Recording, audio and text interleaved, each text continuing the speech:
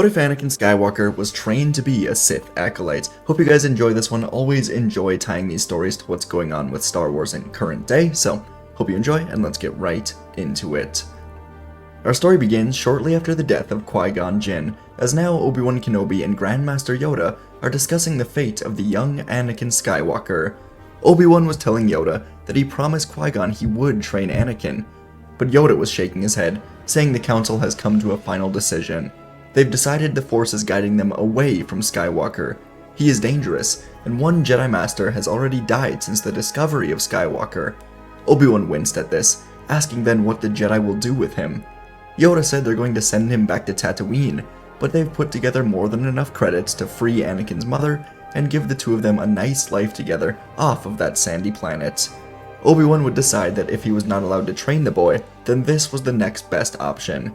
And Obi-Wan asked the question everyone seemed to be avoiding: what if the Sith find Anakin? Yoda stayed silent for a moment, then told Obi-Wan that if the Sith find Anakin, they will surely feel that ripple in the Force. He's too dangerous to be a Jedi. Obi-Wan was pretty angry about this, but he allowed himself to calm down, and that same night, a group of 5 Jedi would escort Anakin back to Tatooine in a Jedi transport: Obi-Wan Kenobi, Ki-Adi-Mundi, Yarael Poof, Depa Billaba, and Mace Windu. The Jedi sent 5 of their best with Anakin, just in case any of the Hutts or other crime lords tried to protest the freeing of another slave from Watto by the Jedi. Luckily, it all went smoothly, and before long, Obi-Wan was apologizing to Anakin, giving him a ton of credits, telling him to get off-world, go somewhere nice with his mother, live a happier life. Anakin said he does still wish to be a Jedi, and Obi-Wan said he does too. The two of them said goodbye, and Anakin was now freed with his mother. Anakin and Shmi were very happy to be back together, and Shmi helped Anakin see the positives of not being a Jedi. He could now live his life as he chooses to, rather than his path being chosen for him by the Jedi. They could live together and have a happy, peaceful life. The two of them would purchase a fine ship and take off into space with R2-D2 helping guide them. The little droid was just another parting gift. R2 would take them to Sorgan, a planet Shmi heard about in her years on Tatooine. It was a small green world full of peaceful villages, and before long, Anakin and Shmi were there, and they were welcomed into a village with a community full of people wanting to help them adapt to a new life. And over the first couple of years, everything would be peaceful. Anakin would quickly become an expert hunter in the forests, bringing home lots of food, as he and Shmi were truly a part of this community. But far away on Coruscant, Jedi Master Pong Krell was dealing with thoughts of darkness for many years now. In his mind, the Sith were planning something, and he didn't think the Jedi would be able to stop it. And one night, as he slept, Krell had a vision. He saw Anakin when Qui-Gon brought him to the temple, and tonight his vision was of Anakin growing to become the death of the Jedi Order. He was truly evil, and when Krell awoke, he came to a dark realization. The only way to get rid of his dark side thoughts is to destroy where they come from. He was kind of going insane. The Force gave him a vision of the future, and Krell decided he must use this vision to save the Jedi Order. Krell would tell the Council of this vision, and how he wishes to pursue the vision to see if there is truly a darkness on the planet Sorgan. The Council would accept this, and they would send Obi-Wan Kenobi and Ki-Adi-Mundi with Krell to investigate. Back on Sorgan, it was late in the night when the Jedi landed in the forest and made their way. Krell was using his vision to guide him, and soon he laid his eyes upon a small hut. Ki-Adi-Mundi asked if Krell was okay, as the Jedi Master suddenly grabbed at his head, once more seeing Skywalker grow to become evil. It was another vision. He was slaughtering Jedi of all ages. Krell could not take it. The darkness in him was making him go insane again. He had to get rid of it here and now. Mundi and Kenobi watched as Krell suddenly ignited 2 double-bladed lightsabers, leaping far into the air. Kenobi and Mundi ignited their blades, trying to chase down Krell as he landed outside of Anakin and Shmi's hut, using the Force to throw a nearby campfire onto the hut. A fire suddenly erupted, quickly moving from the hut to the nearby trees, as Shmi and Anakin ran outside to see Pong Krell. He glared at Anakin, moving in at him, and Shmi got in the way. But Anakin could only watch as 2 lightsabers were stabbed through the stomach of Shmi, and she fell dead immediately. Krell once more glared at Anakin, and Anakin saw 2 other Jedi running up to him, screaming at Krell. Anakin felt all the fear, anger, hatred, and suffering the Jedi once warned him about, and he screamed out, creating a huge force pulse around him. It pushed the Jedi backwards as more fires were pushed into the other huts and trees, and within seconds, the village was on fire as the sound of screams echoed all around Anakin. Anakin went to his mother, but she was already gone. He looked up for the Jedi, and they too were gone. Anakin didn't know that Kenobi and Mundi were restraining Krell and bringing him back to the ship. From Anakin's point of view, 3 Jedi, including Obi-Wan, just came here and killed his mother, trying to kill him, while burning down this village. Anakin realized now how much the Jedi fear him, and how it is the Jedi who are evil. The village and the forest were engulfed in a fire, as Anakin barely made it to a nearby river, diving into it as the fire chased him down. And from the river, he watched the Jedi ship leave the planet. Kenobi and Mundi were engulfed by grief and confusion, while Krell was screaming that he did what had to be done, and the ship jumped to Coruscant. As Anakin tumbled down the river, he finally came to a stop in front of a hooded man. And in a snake-like voice, the man said he's been watching Skywalker for a long time, and he has a new opportunity for him, if he so chooses. An opportunity to join the Sith and get revenge on the Jedi. Anakin Skywalker, now 13 years old and filled with the desire for revenge, accepted this offer. Darth Sidious used Pong Krell's dark emotions against him, using Sith alchemy to give him the vision of Anakin's future. And it all worked out so well. Anakin would be taken off-world, and Sidious would take his new Sith Acolyte to Mustafar, where his training would begin. He was not a Sith apprentice. Instead, he was merely being molded into a weapon of the Sith. They would bring peace and order to the galaxy, bring an end to the Jedi, and all of it would come at the hands of Anakin Skywalker. His transformation into a true Sith Acolyte under the tutelage of Sidious would be a grueling 6-year journey. Consumed by hatred for the Jedi, Anakin's training would dive into the darkest aspects of the Force, designed to forge him into the ultimate weapon for the Sith. Mentally, Anakin would undergo relentless conditioning to sever any ties to his former life and embrace the dark emotions of the Sith. Peace is a lie. There is only passion. Through passion, one gains strength. Through strength, one gains power. And through power, you gain victory. Sidious would exploit Anakin's anger, his resentment, pain, using psychological manipulation to deepen his connection to the dark side. What would have been peaceful meditation sessions with the Jedi would instead be torturous moments reliving the Jedi killing his mother. Anakin would envision himself killing these 3 Jedi, then taking down the temple. He would focus on channeling his negative emotions, allowing them to fuel his power. The goal was to strip Anakin of any lingering compassion, replacing it with ruthless ambition, unwavering loyalty to the darkness. Physically, Anakin's training would be equally brutal. Mustafar's harsh, fiery environment would serve as a constant test to his endurance. Sidious would push Anakin to his physical limits with terribly rigorous combat training, but Anakin would be given only a heavy staff to fight with. He had to earn a lightsaber. The intense gravity and heat of Mustafar would forge Anakin into a living weapon, capable of withstanding immense physical strain. Each session would be a new brutal trial, as he fought droids and other Sith acolytes. Some of them would be fallen Jedi, others were just elite fighters, and Anakin would destroy or kill any acolytes in his training, except one.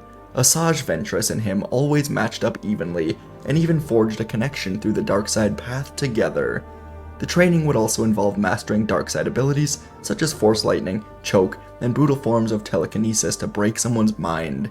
Anakin would learn to bend the Force to his will, manipulating it with true power. Sidious would teach him to use the environment to his advantage, turning the fiery landscape of Mustafar into his own tool for destruction.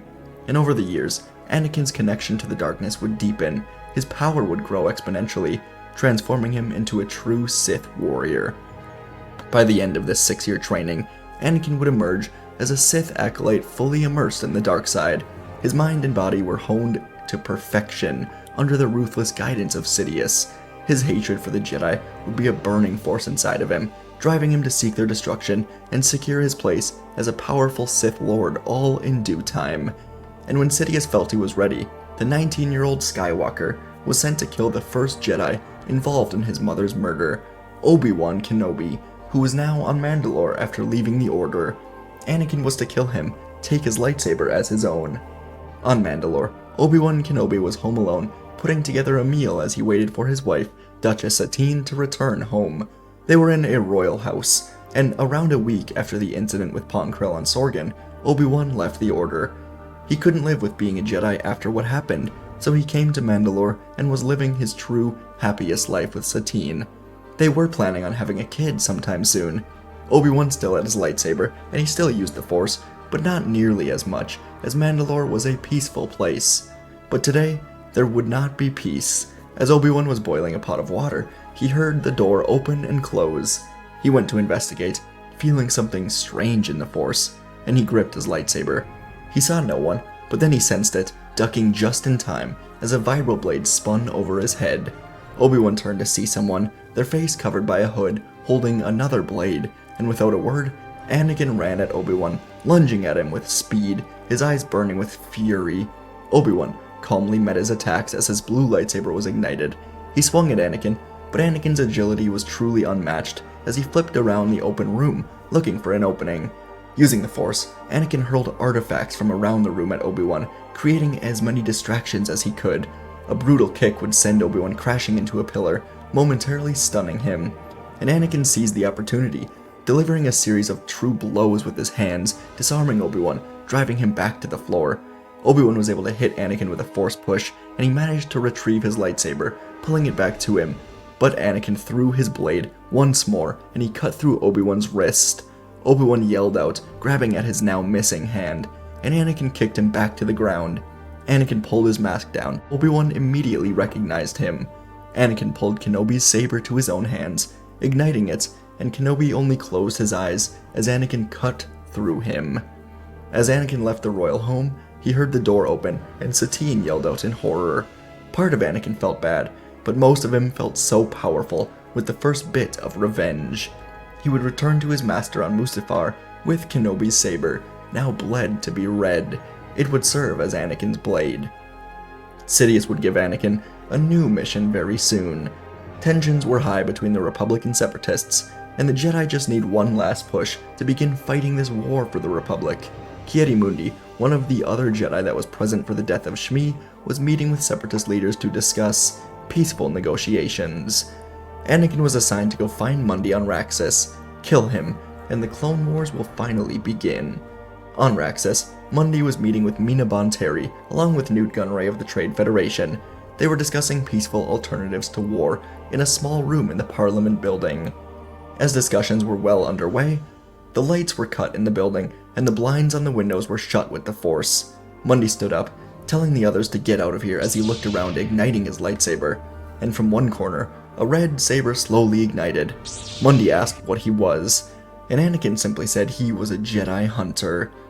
The eerie illuminations of the red and blue sabers quickly would merge as the two of them faced off, only the hum and clash of their blades filling the silence. Anakin attacked him with unrestrained aggression, each swing of his red blade into kill. Mundi maintained his calmness for now, countering Anakin's strikes, hoping to use his dark emotions against him. The fight was a true clash of light and dark, red and blue against each other in rapid swings. Anakin called upon his deep need for revenge, strikes fueled by genuine anger and hatred. He remembered Mundi on Sorgan, complicit in his mother's death. Despite the many years of experience, Mundi did struggle to keep up with Anakin's onslaught. Anakin has been training to kill for years, but Mundi was patient, and he soon disarmed Anakin, knocking him to the floor. Mundi told Anakin to surrender, or he will have no choice but to kill him. Anakin could feel his anger rising up in him again. He would not fail. Mundi saw that Anakin would never surrender, so he stabbed forward. Anakin turned his body just enough so the saber penetrated into his side rather than a vital organ, and Anakin pushed himself into the saber in order to reach forward, grabbing Mundi by the neck, using his pain and hatred to crush Mundi's throat before the Jedi could slice further into Anakin. Mundi died in a heap, and Anakin pulled the saber from his side, falling to the floor and screaming out in pain. Days later, Sidious waited on Mustafar as Anakin failed to return. Sidious had to assume he failed, but now, moments later, Anakin's ship finally landed, and he limped out of it with a makeshift bandage around his abdomen. Anakin dropped Mundi's saber to the floor, then said the war can finally begin before heading to the Bacta tank. Mundy's death at the hands of a Separatist agent would spring the Jedi into joining the Clone Wars, with the clones fighting behind them. This conflict would go on for 3 years, as the galaxy was split into civil war, Republic versus Separatists. The Separatists were led in battle by Grievous, Ventress, and Skywalker, with Dooku and Sidious pulling the strings from behind the scenes. In battle, Anakin would lead the droid armies with Ventress by his side, in battle after battle. The two of them were close, very close. For Anakin, Ventress was his only real connection. Both of them were failed by the Jedi, and they felt they could win any battle together. Over time, their connection would get far closer than either of them ever truly expected. Many Jedi would fall at their blades, and they would be the true leaders of the Separatists in battle. The war was brutal, and the Jedi aimed to destroy or arrest Skywalker, but no Jedi powerful enough to do it ever came into contact with him. They would purposely dispatch Yoda, Windu, Plo Koon, or others powerful enough to fight Skywalker, but they always would miss him, as he would be reported to be on a different planet, killing Jedi who never stood a chance. The war was long and brutal, and in the 3rd year, Anakin was called back to the hidden Sith base on Mustafar. Here he would meet with his master Sidious, and his master told him that he must face one final test before the true revenge of the Sith can occur. Anakin knelt in an arena below Sidious, saying he would do whatever it takes. And from below Anakin, a hidden platform would rise up to meet him. Ventress was standing on top of it, and Sidious threw down a single saber in between them, saying that whoever walks out alive will be in line to lead his new empire with him. As the saber clattered in front of Ventress, she looked to Anakin, saying they don't have to do this. Together, they can defeat Sidious and take over this war. Together, they can do whatever it takes. Anakin felt a tear slide down his cheek as Ventress approached him, her hands open in peace, and Anakin closed his eyes, opening himself to Ventress. But before she could get to him, the lightsaber ignited through Ventress's back. Anakin used the Force to do it. He opened his eyes now, coldly apologizing, before grabbing the saber and ripping it away to kill Ventress. Anakin let go of all personal feelings, only feeling the dark side, and he knelt down again, telling Sidious he will truly do whatever is asked of him. Sidious smiled with glee, his laughter echoing around the arena. As his final steps began, the Jedi were spread throughout the galaxy. An attack was launched on Coruscant. Dooku would be arrested by the Jedi, and he would go on to tell the Council that Palpatine is the Sith Lord. This was all part of their plan, and so, naturally, a group of Jedi including Windu, Fisto, Kolar, and Tin went to Palpatine's office to arrest him. Sidious would slaughter Fisto, Kolar, and Tin while engaging in a duel with Windu. Anakin was waiting outside the office, and as Windu gained the advantage, Anakin would join the battle, and together, he and Sidious would kill Windu. The final steps would begin. Order 66 was executed around the galaxy, while Anakin marched into the temple with thousands of clone troopers. He moved through the halls with his red blade, eventually moving down into the temple prison and freeing Dooku, giving him his red blade so Dooku can join the final battle as well. As Dooku moved into the prison, Anakin felt a presence he recognized. He moved around the prison cells, and only one more was occupied. It contained Pong Krell, and he was in deep meditation. After killing Anakin's mother, Pong Krell went into this deep meditation over the last 10 or so years. He hadn't spoken or moved, choosing to live out his days here in isolation. Anakin looked upon him, anger burning through him, and he blasted Force lightning into Krell. This awoke the Jedi for the first time in years, and he looked up to Anakin, red blade ignited, eyes gleaming yellow, and Krell saw what his visions showed him so long ago. Anakin Skywalker, destroyer of the Jedi, and it was all because he acted on the visions. Krell tried to apologize, but Anakin's blade cut off his head before he could do it, and Anakin marched back into the temple to finish the job. When it was over, the Jedi were dead with maybe 100 survivors scattered around the galaxy. Palpatine would declare himself as Emperor and convince the galaxy that the Jedi were always the evil behind the war. Dooku was the first to see this, and so Dooku was given a prominent role in the new Empire. He would be the face of it, while Sidious worked in the background to achieve eternal life. And Anakin would be made the leader of the new Sith Order. He would choose to spend his days not as a ruler, but as a warrior, going around the galaxy, recruiting former Jedi to join the dark side, and if they declined, they would be killed. Grandmaster Yoda would go into exile on Dagobah, but eventually Skywalker and a group of 10 new Sith acolytes would find and kill Yoda, officially getting rid of the Jedi Order. The new Sith Empire would be enforced by Skywalker, leading this new army of Sith. Sidious, Dooku, and Skywalker were a trio that were all satisfied in their new roles. Anyone who tried to take their place would die, and true order for the galaxy was in place under the Sith, as Sidious did achieve eternal life thanks to Dooku handling the politics and Skywalker handling any budding threat of rebellion. Many senators would die by his blade, and no rebellion would ever be strong enough to bring them down. And that is our very dark side story for today. Again, wanted to really tie it into what's going on in Star Wars real life right now, which of course is the show The Acolyte. You can get my thoughts on that on the second channel, where I actually streamed with PPSW, Pendy Patrol Star Wars. Anyways, what'd you guys think of today's video? It's, the Sith Acolyte title is kind of ambiguous. You can interpret it in a few different ways. To me, it's anyone that's not a Sith apprentice or a Sith master, or I guess an Inquisitor. It's someone that's kind of in line to maybe become the next Sith. I don't think that was ever the Grand Inquisitor or any Inquisitors, but I do think that could be, Ventress or anyone in that era. So, what do you guys think of Anakin just kind of being the weapon of the Sith in the prequel era? Hope you guys enjoyed this one. Very dark side. I don't ever do super dark side stories, so hope you guys enjoyed the change up on it, and tomorrow's will probably be light. Who knows? Anyways, thanks for watching. Let me know what you thought. Leave a like, and I'll see you in the next video.